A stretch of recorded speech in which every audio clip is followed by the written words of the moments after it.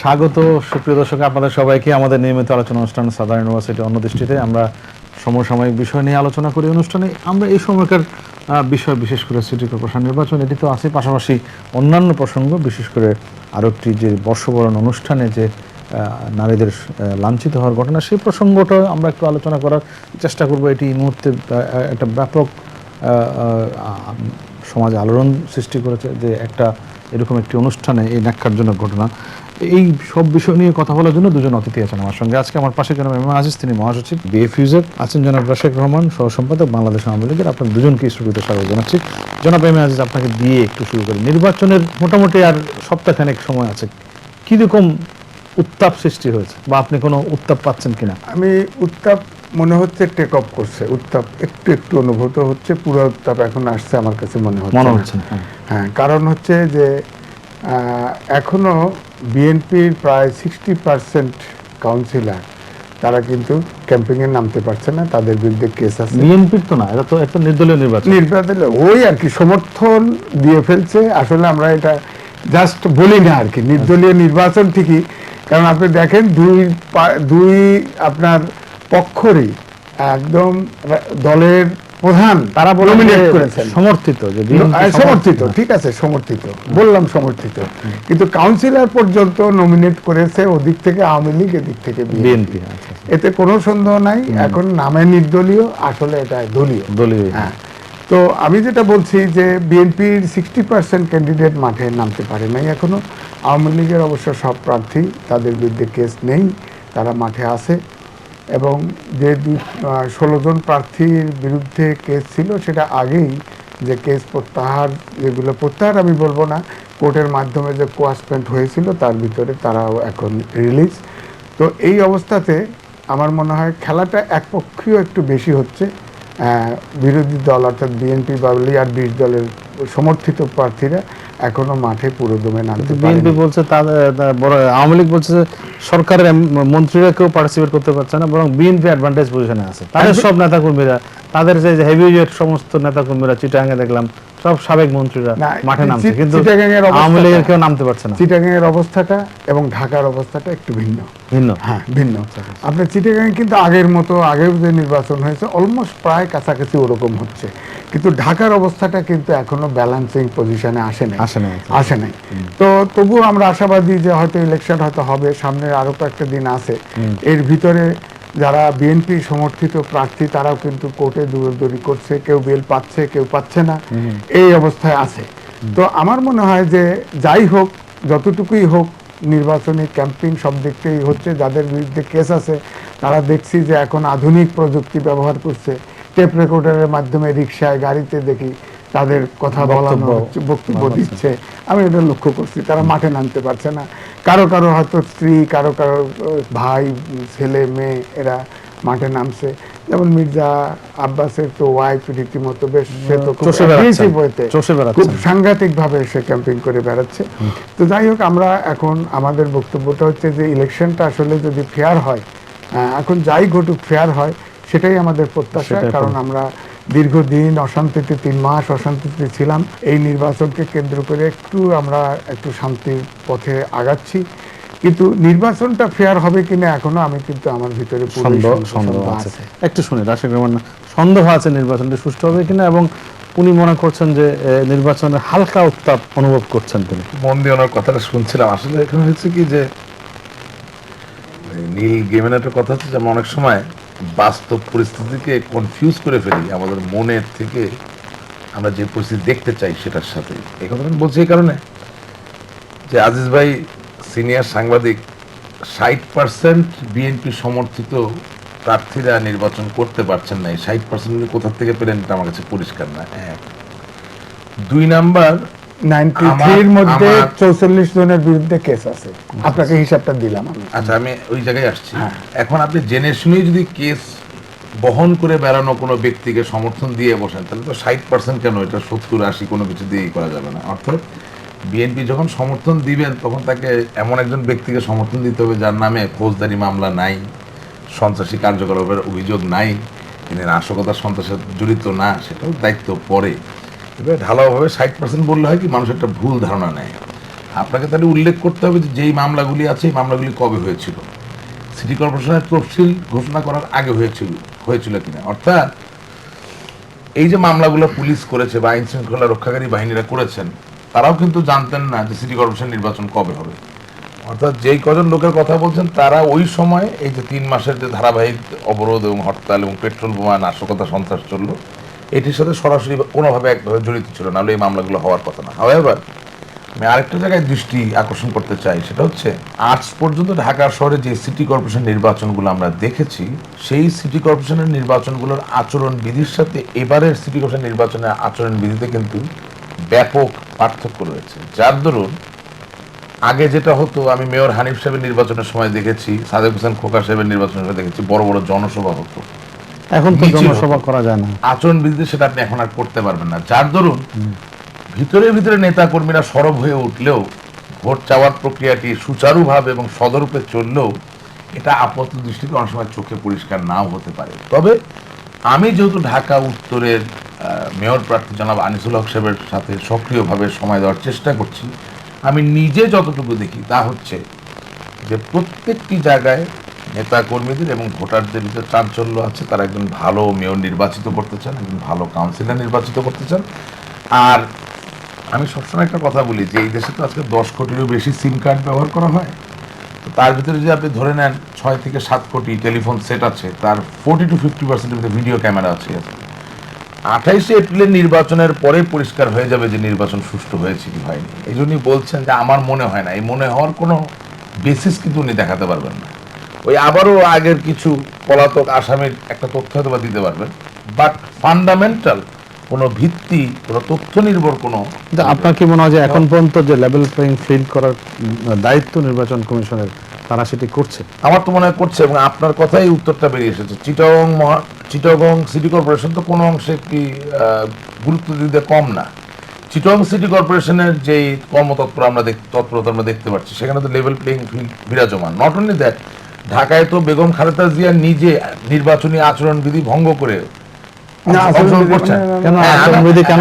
আমি জানি উনি একমত হবেন না। আচরণবিধি তিনি ভঙ্গ করছেন এই কারণে যে যেই ব্যক্তি ভিআইপি তাকে তো পুলিশ প্রোটেকশন দেওয়া হয়। বেগম খালেদা জিয়া একজন ভিআইপি হিসেবে পুলিশ প্রোটেকশন নিয়ে গিয়ে এবং ওনার নিজের সিএসএফ চেয়ারম্যান সিকিউরিটি ফোর্স, যারা আর্মড পার্সোনাল, যাদের সশস্ত্র, তাদের অস্ত্র আছে, সেগুলো নিয়ে গিয়ে তিনি নির্বাচনী প্রচারণা চালাচ্ছেন। এটা তো আইনের যে এসেন্স, সেই এসেন্স থেকে অবশ্যই আচরণবিধি লঙ্ঘন করা।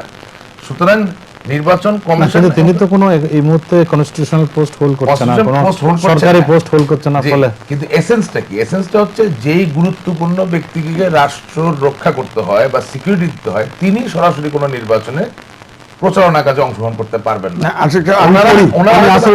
ওনারা আইনের একটা ছোট ফাঁক পকড়ে, যে শাব্দিক যে ফাঁক,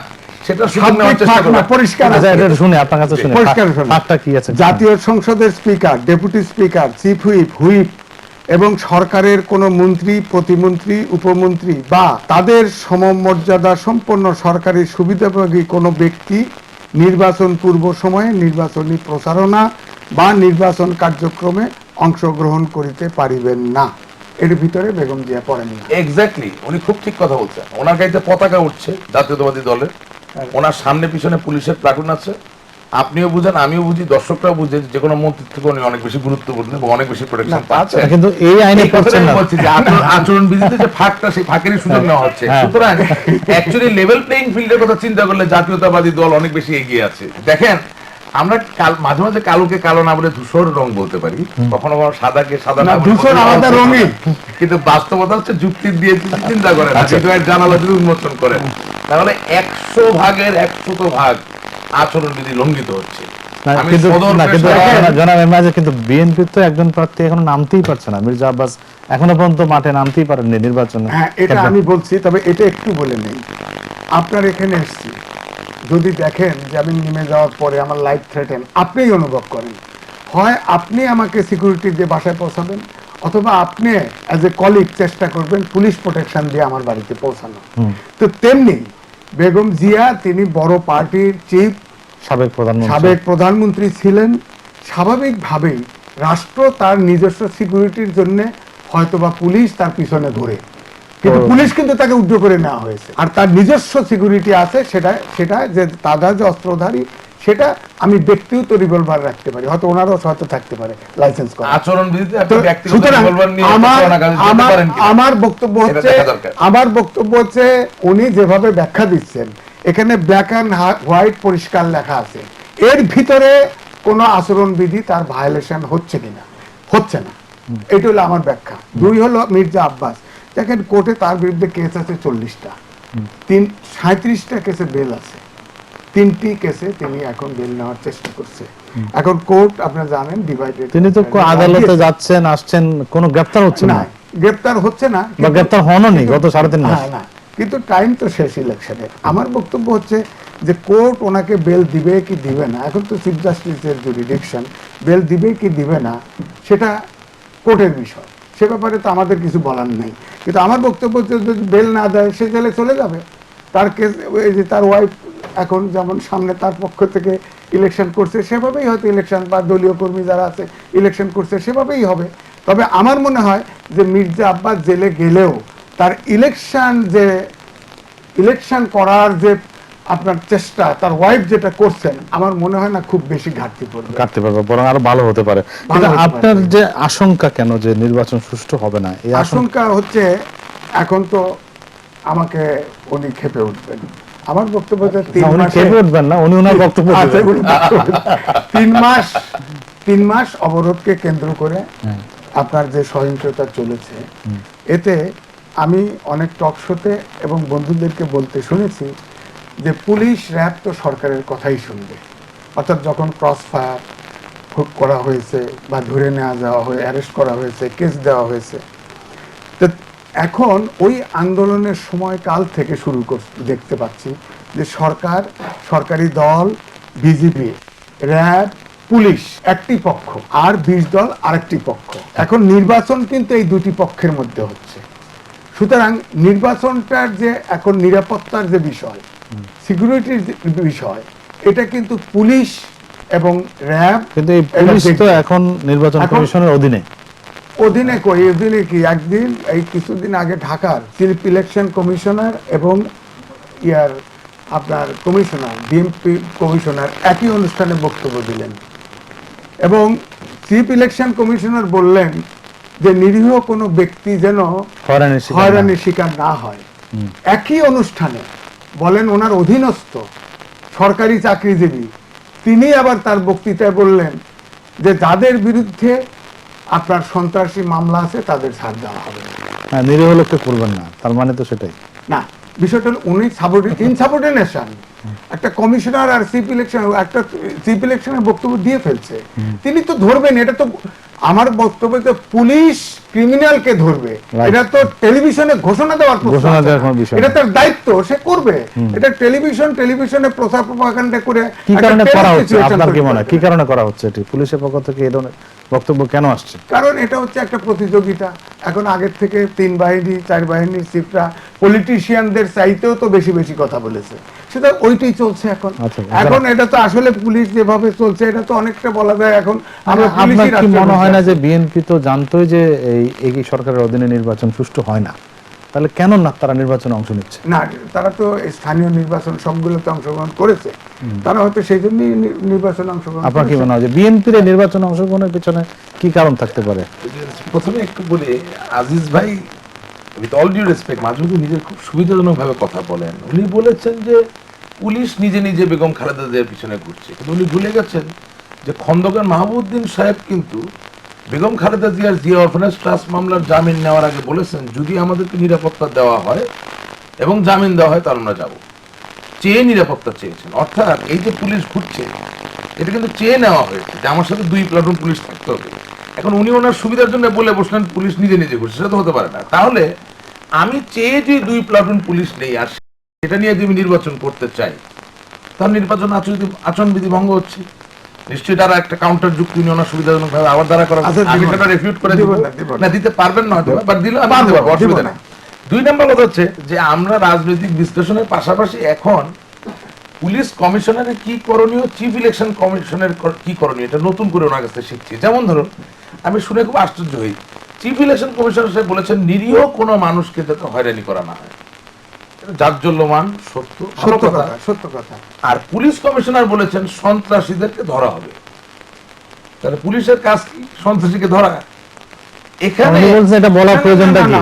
ওই ফর্মাল অনুষ্ঠানে ফর্মাল অনুষ্ঠানে বলার প্রয়োজন কি? শোনেন, এক মিনিট, দেশের প্রধানমন্ত্রী একটা কথা বলে ফেললো। আমি আজকে আপনার কথা বলি। বলার প্রয়োজনটা হচ্ছে এই, পুলিশ আইন শৃঙ্খলা রক্ষাকারী বাহিনী সব সময়ই বলবেন যে আমি সন্ত্রাসী ধরবো। আর এটাই যদি যুক্তি হয়ে থাকে, মঙ্গল গ্রহের যুক্তি, তাহলে চিফ ইলেকশন কমিশনার বলার দরকার কি যে নিরীহ ব্যক্তিদের হয়রানি না করা হোক? না বলেও তো নিরীহ ব্যক্তিদেরকে আমরা আরামে রাখতে পারি। বলার তো কোনো প্রয়োজন নেই। তাহলে কথা বলারই কোনো প্রয়োজন নেই। তাহলে উনি বলতে পারেন যেখানে আইন আছে, সিস্টেম আছে, আমরা কেউ কোনো বক্তব্য দিব না। মোটিভেশন, মানুষকে মোটিভেট করা, মানুষকে আস্থায় নেওয়া, মানুষকে সাহস দেওয়া, শুধু তাই না, সন্ত্রাসী হৃদয়ে ভীতি সঞ্চার করার জন্য আইন শৃঙ্খলা রক্ষাকারী বাহিনীকে অনেক কথা বলতে হয়। এখন আগে কিন্তু তারা শুনি নাই। ওনার ওই না, কিন্তু এই ধরনের বক্তব্যের কারণে আগে আমরা শুনি নাই কিন্তু। আমি যখন আগে কিন্তু শুনি আমি নাই। যখন কথা বলছি আচ্ছা, তখন বাচ্চারা কথা বলে তো হবে না। আচ্ছা, বলো। এই মঙ্গোলীয় যুক্তি তর্কের ভিতরে ঢুকতে চাই না, কারণ হাজার বছর ধরে বিভিন্ন দেশ ও জাতিতে যা চর্চা হয়ে যাচ্ছে এই দেশে তাই হচ্ছে। আগে সবসময় পুলিশের কমিশনার, পুলিশের আইজি বলেছে সন্ত্রাসী আমি ধরবো, ছাড়বো না।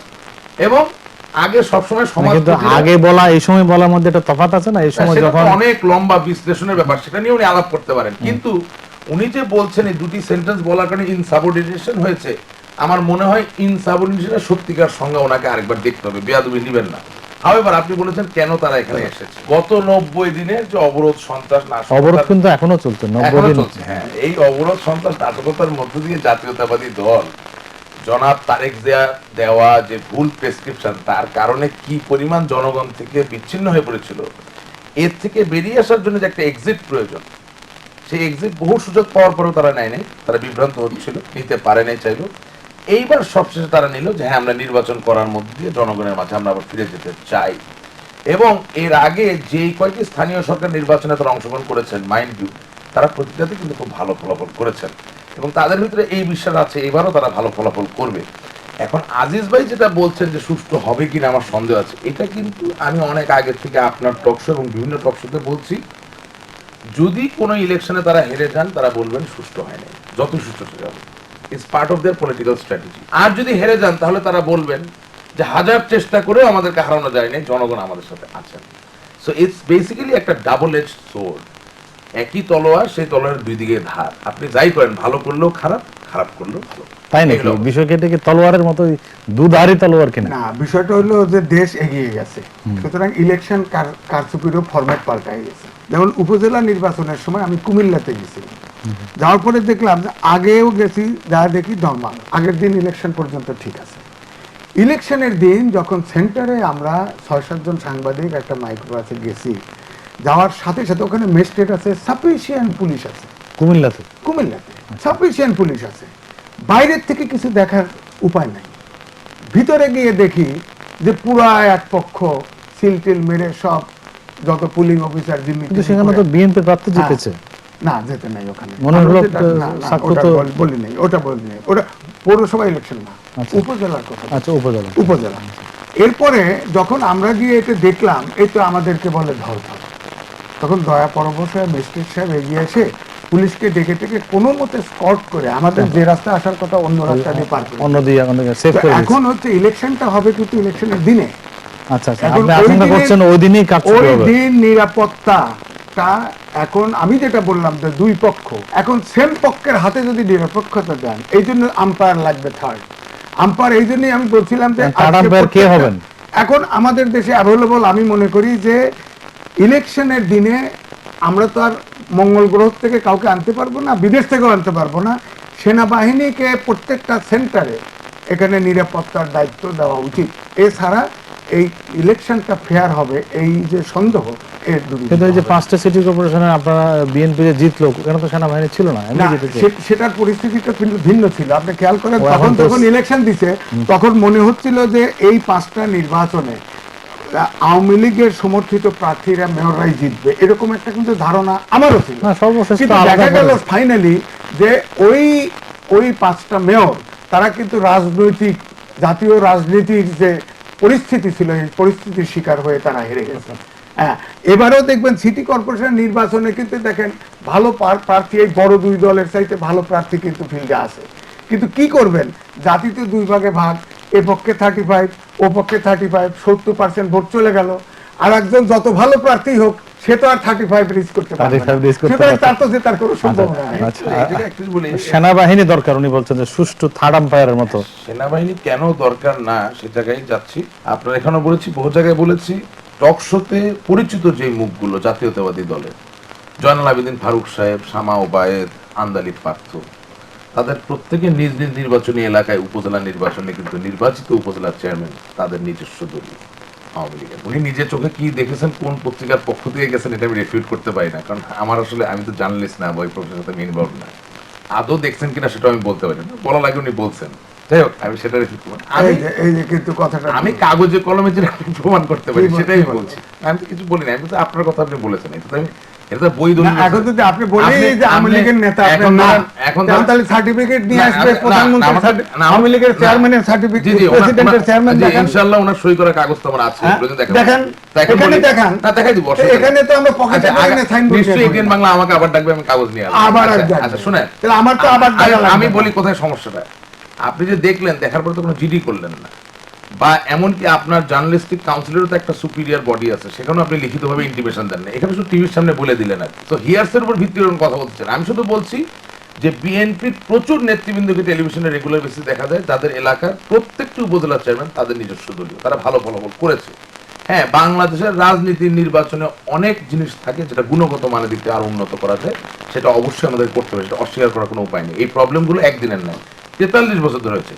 সেনাবাহিনীর ব্যাপারে যেটা বলতে চাচ্ছি সেটা হচ্ছে, দেখুন, একটা দেশ যত সভ্য হবে সে তার আইন শৃঙ্খলা রক্ষাকারী বাহিনীকে দিয়ে তার গণতান্ত্রিক সংস্থা, সংগঠন, প্রতিষ্ঠানগুলোকে রক্ষা করবে, তার পরিবর্তন তার প্রস্ফুটন নিশ্চিত করবে। কিন্তু সেরকম সভ্য কি আমরা হয়েছি? নিশ্চয়ই আমরা হচ্ছি, অবশ্যই আমরা অনেক দূরে গিয়ে এসেছি, অবশ্যই হয়েছি, না হলে কি আমাদের চেষ্টা করতে হবে না? তবে সেনাবাহিনী ইজ দেয়ার টু প্রোটেক্ট আস, আমাদের ন্যাশনাল বাউন্ডারি, আমাদের জাতীয় সীমানা, তাকে রক্ষা করা হচ্ছে তাদের মূল দায়িত্ব। কথায় কথায় সেনাবাহিনীকে একটা ঢাকা সিটি কর্পোরেশন বা চিটাগং সিটি কর্পোরেশন নির্বাচনের জন্য আমরা নিয়ে আসবো, দ্যাট ইজ নট কারেক্ট। প্রত্যেকটা ইনস্টিটিউশনে এক একটা সম্মানের জায়গা আছে, একটা ওয়েল অ্যাসাইন জায়গা আছে, সেই জায়গায় জিনিসটাকে রাখা দরকার। অনেকে আমার সাথে এগ্রি করতে পারে, নাও করতে পারে। আমি এমএসএন আপনার কাছে একটু জানতে চাই, আপনার কি মনে হয় কি কি পদক্ষেপ নেওয়া দরকার এখন একটা সুষ্ঠু সুন্দর নির্বাচনের জন্য? সুষ্ঠু নির্বাচনের দুই পক্ষকেই, ইলেকশন কমিশন দুই পক্ষকেই সমানভাবে যদি নীতিমালা ভায়োলেট করে একইভাবে দেখবে। যেমন চিটাগাঙে একজন মন্ত্রী বলে দিল যে কোনো মূল্যে জিততে হবে, তাকে তো ইলেকশন কমিশন থেকে শোকজ করা হয়েছে। না, তাকে করে নাই। হ্যাঁ, না, করেছে ওর, তাকে করে নাই। ওখানে রিটার্নিং অফিসার ইলেকশন কমিশনকে চিঠি লিখছে যে আমি তাকে শোকজ করতে পারি কিনা, ওই জায়গায় পরিত্যক্ত হয়ে আছে। আর ওখানে বিএনপি সমর্থিত যে প্রার্থী, সে গাড়ি নিয়ে মিছিল বের করছিল, সাথে সাথে শোকজ করছে এবং তাকে ক্ষমা চেয়ে সাথে সাথে রিপ্লাই দিতে হয়েছে। তা আমার বক্তব্য হচ্ছে যে উভয় পক্ষকেই যেন সমানভাবে দেখা হয়। দুই হলো ইলেকশন কমিশন তার যে ইলেকশনের আচরণবিধি আছে এটাতে কঠিনভাবে অ্যাসার্ট করতে হবে। এখানে কে সরকারে আছে, কে সরকারে নাই, এটা দেখার দায়িত্ব, এটা দেখার উচিত।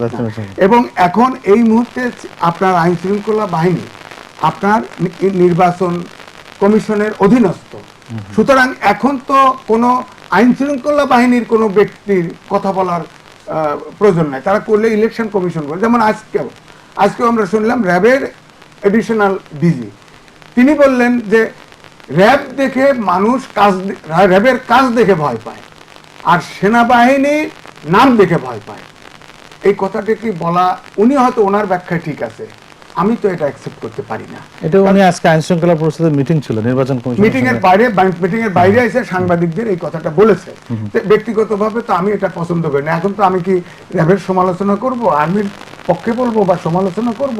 তো এই কথা, তিনিও একজন আর্মি কর্নেল, সুতরাং এই কথাগুলি না বললেই তো হয়, ওনার তো বলার প্রয়োজন নাই। ইলেকশন কমিশন কিভাবে এখানে নিরাপত্তা দিবে এটা ইলেকশন কমিশন বুঝবে সরকারের পক্ষ থেকে, এবং সরকারি যারা চাকরিজীবী ইলেকশন কমিশনের অধীনস্থ, ইলেকশন কমিশনের কাজে নিয়োজিত, তারা ইলেকশন কমিশনের।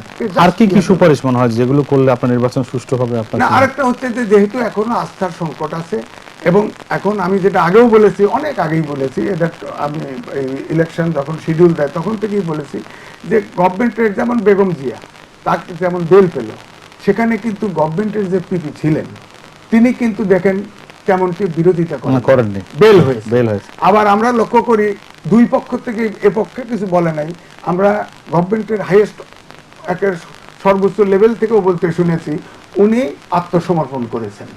আসলে আত্মসমর্পণ কেমন করে করা যায়, আমার মনে হলো যে উনি যেদিন কোর্টে গেলেন মনে হয় যে উনি এখনো বেগম খালেদা যে প্রধানমন্ত্রী আছে তাকে রাস্তা ফ্রি করে তাকে স্কট করে নিয়ে যাওয়া হলো, আবার নিয়ে বাসায় পৌঁছায় দেওয়া হলো। আমি দাদা আপনার সাথেও টকশোতে বলেছি, যখন বলা হয়েছে যে এই পেট্রোল বোমা না ছাড়া পর্যন্ত কোনো আলোচনা হবে না, আমি বরাবর আশাবাদী ব্যক্ত করেছি যে না, এটার সমাধান হবে। আমরা নিজেরা না পারলেও কোনো অদৃশ্য শক্তি এটার সমাধান করে দিবে।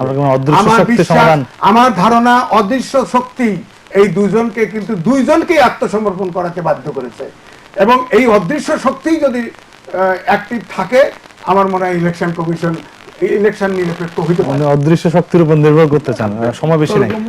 3 বার প্রধানমন্ত্রী ছিলেন, সাবেক বিরোধী নেত্রী ছিলেন, এখন উনি যে বলেন ছেড়ে দে মা কেঁদে বাঁচি, তাহলে কি তাকে আপনি আর পুলিশ প্রোটেকশন দিয়ে করতে নিয়ে যাবেন না? এখানে তো সমঝোতার কোনো বিষয় নাই। ঘটনা হচ্ছে আমার কয়েকটা সুপারিশ আছে। আমি মনে করি বেগম খালেদা জিয়া প্রচারণা চালাক, কিন্তু ওনার পতাকা, ওনার গাড়ির বহর, যেটা সুস্পষ্টভাবে আচরণবিধির বহির্ভূত একটি কর্মকাণ্ড, এটা ছাড়তে হবে, এবং এডিশনাল পুলিশ মোতায়েন করে তাকে প্রোটেকশন দেওয়া, এটা ছেড়ে দিয়ে উনি নির্বাচনে আসুক, আমার কোনো সমস্যা নেই। আর মির্জা আব্বাস সাহেব, আমার দৃঢ় বিশ্বাস উনি যে নির্বাচনী প্রচারণায় নামেন, ওনাকে আশা করি কেউ গ্রেপ্তার করবেন না। আমার কাছে মনে হয়েছে তাদের মুভমেন্টে যে এটা তাদের একটা স্ট্র্যাটেজি। বাঙালি আমরা সহজ সরল নরম মনের মানুষ, আমরা সবসময় একটু সিম্প্যাথি এক্সপ্রেস করতে পছন্দ করি। মির্জা আব্বাস সাহেবটা এমনভাবে দেখানো হচ্ছে যে ওনাকে বের হতে দেওয়া হচ্ছে না, ওনাকে নির্বাচনী প্রচারণা করতে দেওয়া হচ্ছে না, তার ওখান থেকে তারা আশা করছে যে হয়তোবা তার একটা সিম্প্যাথি ভোট পেতে পারে। বাট আই ডোন্ট বিলিভ যে মির্জা আব্বাস সাহেবের নির্বাচনী প্রচারণায় কোনো একটা প্রশ্ন আছে। আজকে বেগম জিয়া যে নির্বাচন ইলেকশনে প্রচারে বেরিয়েছিলেন তখন উত্তরা 1 নম্বর সেক্টরে, তখন এই আওয়ামী লীগের 500 লোক গিয়ে তার বিরুদ্ধে স্লোগান এবং তার গাড়ি ঘেরাও করলেন কেন? কালো পতাকা দেখিয়ে, অবশ্যই ঘেরাও করলেন কারণ উনি গত 100 দিন ধরে মানুষকে পেট্রোল এত ছেলে মেয়েকে এতিম করে ফেললেন, এত মা বোনের লাবণ্য কেন? না বেল তো দিয়েছে জিয়া অরফানেজ ট্রাস্ট মামলায়। না আপনি কনফিউজ করলে হবে না। আই এম সরি, শুনেন আজিজ ভাই, আমি আপনার সাথে ঝগড়া করতে চাই না। জিয়া অরফানেজ ট্রাস্ট মামলা এটা দুর্নীতি মামলা, সেখানে পেট্রোল বোমার জন্য তো আপনার জামিন আমি আটকাইতে পারি না। পেট্রোল বোমার যে মামলা আছে সেটা তদন্ত হলে অবশ্যই বেল পাওয়ার হলে পাবেন, না পাবেন। তার থেকেও বড় কথা হচ্ছে বেগম খালেদা জিয়া তো আর ইউসুফ ডাকাইত না যে উনি বর্ডার পার হয়ে পালায় ইন্ডিয়া গিয়ে আশ্রয় নেবে। উনি বেগম খালেদা জিয়া, ওনাকে জামিন দেওয়াই যেতে পারে। পেইড কেস পেইড বলেন, সাদাকে সাদা বলেন, অনেক বেশি সম্মানের জায়গা থাকে। এই পুরানো কথা বলে লাভ না।